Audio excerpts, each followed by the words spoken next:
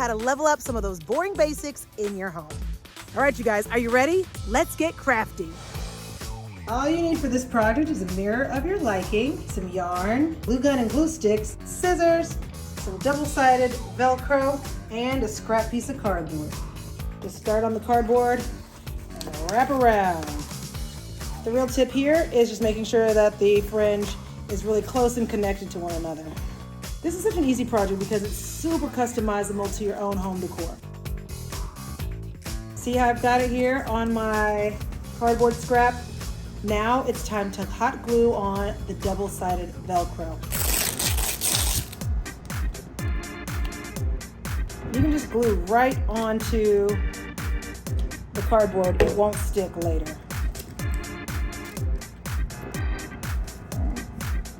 Careful, hot glue is, guess what? Hot! Few little last squirts, and ta-da! Beautiful. Now it's time to cut the fringe.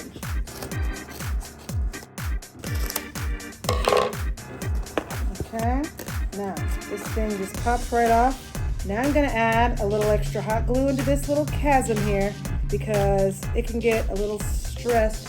Kind of looks like a mop when you're done. Flip it over.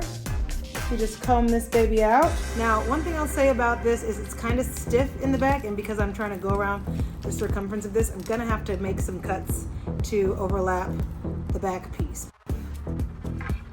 Lay my mirror down. And just trim it up. This is what a level up is all about, honey.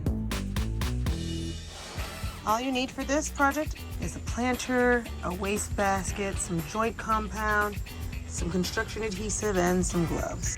Apply construction adhesive to the bottom of both the waste basket and the planter pot. Then I'm going to set my trash can right on top just like this and let it dry overnight.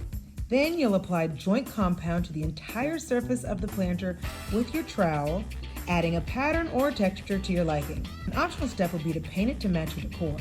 This moss mat is the perfect way to just level up my interior house plants.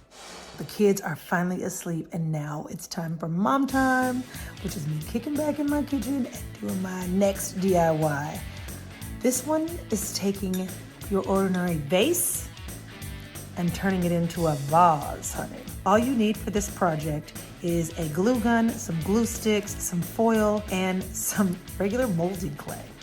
Like a ton of little balls. I'm just gonna simply hot glue these balls right onto the vase. The next part of this process is adding some molding clay. It dries in 24 hours.